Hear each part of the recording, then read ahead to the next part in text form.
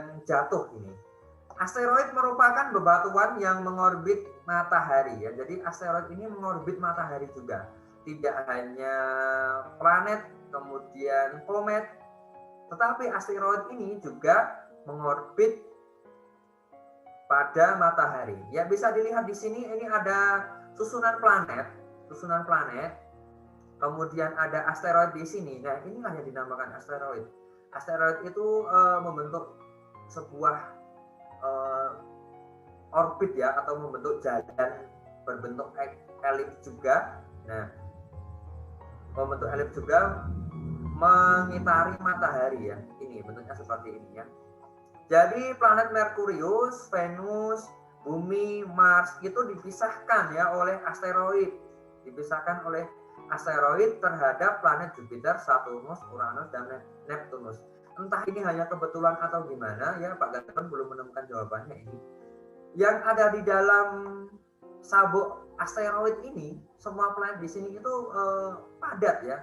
Jadi ada datarannya padat, bisa kita untuk mendarat. Tapi ketika planet-planet yang di luar sabuk asteroid ini semua berbentuk gas ya, tidak bisa kita mendarat di sana, baik pesawat maupun diri kita mendarat di planet-planet yang ada di luar sabuk asteroid ini tidak bisa ya.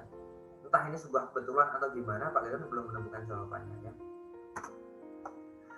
Kemudian kita lanjut ke meteoroid ya. Meteoroid adalah batuan luar angkasa yang berukuran kecil dan melayang bebas serta bergerak dengan cepat. Nah, meteoroid dan asteroid ini berbeda ya. Kalau meteoroid ini adanya di ruangan yang bebas seperti di sini ini. Nah, di sini bisa di sini juga. Jadi mereka tidak membentuk suatu kumpulan seperti ini, tidak, tapi bergerak bebas ya. Di ruang hampa udara ini mereka bergerak bebas. Nah, asal dari meteorit sendiri ini adalah dari pecahan dari asteroid. Kalau namanya pecahan itu berarti bentuknya lebih kecil dari asteroid ya. Meteorit ini berarti lebih kecil dari asteroid. Kemudian ada meteor. Meteor itu apa sih? Kita sering mendengar kata meteor. Nah, meteor itu apa? Meteor adalah meteoroid yang tersedot atau terkena gravitasi bumi, kemudian masuk ke dalam bumi dan terbakar habis oleh atmosfer. Nah, bentuknya seperti ini. Ada seperti kilatan cahaya itu ya kalau di malam hari. Itu berarti kalian melihat meteor yang sedang masuk ke bumi, tetapi meteor itu habis terbakar di atmosfer bumi ya. Kemudian ada istilah lagi meteorit ya. Meteorit itu apa sih? Meteorit itu adalah meteor yang berhasil masuk ke bumi, atau bisa diartikan sisa-sisa dari meteor yang tidak terbakar ya. Jadi ketika meteor ini masuk ke bumi, kemudian tidak bisa terbakar habis, mungkin saking besarnya juga bisa, atau saking padatnya itu juga bisa, meteor ini tidak habis terbakar ya. Jadi ada serpihan-serpihan kecil yang bisa mendarat di bumi kita ya, atau sampai ke tanah bumi kita ya. Jadi itulah yang dinamakan meteorit ya. Kemudian ada bulan. Inilah tampak bulan sebenarnya. Kalau kita melihat bulan dengan teleskop, bentuk bulan itu seperti ini ya. Jadi tidak rata bulan itu. Sama dengan di planet Venus, sama dengan di planet Mars, sama dengan di bumi kita. Jadi permukaannya itu tidak rata. Ada pegunungannya, ada dataran rendahnya seperti itu, ada lembahnya juga ya. Kemudian bulan merupakan satelit terbesar kelima di tata surya. Di urutan pertama ada Ganymede dari planet Jupiter. Kemudian yang kedua ada Titan di planet Saturnus. Kemudian ada Callisto di planet Jupiter, ada Io di Jupiter, dan yang terbesar kelima adalah bulan yang ada di bumi kita ya. Bulan tersebut memiliki diameter 3.475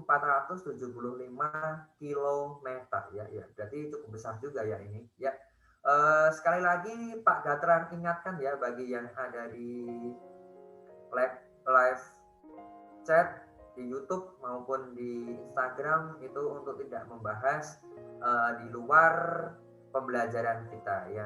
Memang Titan itu banyak ya, tidak cuma istilah untuk satelit yang ada di Saturnus, ada di film-film juga ada, tapi kita tidak membahas tentang itu, kita membahasnya di pelajaran saja ya. Oke. Bulan tidak mempunyai atmosfer dan oksigen, jadi kalau kita ke bulan, kita itu tidak bisa bernafas di sana ya.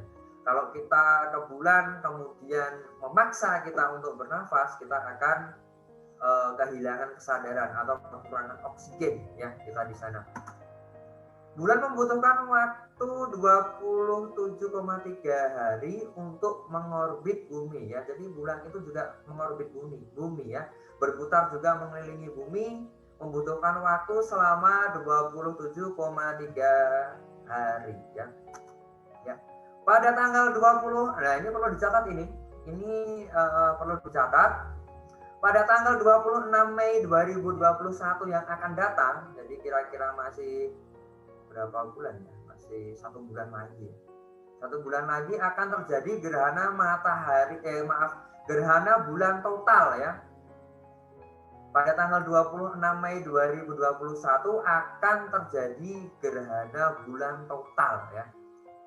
Gerhana bulan total ini bisa kita lihat di seluruh wilayah Indonesia ya, di seluruh wilayah Indonesia. Bagi kalian yang ada di Indonesia bagian barat, tengah maupun bagian timur, kita bisa melihat gerhana bulan ini. Ini gerhana bulan total yo. Sangat bagus ini nanti.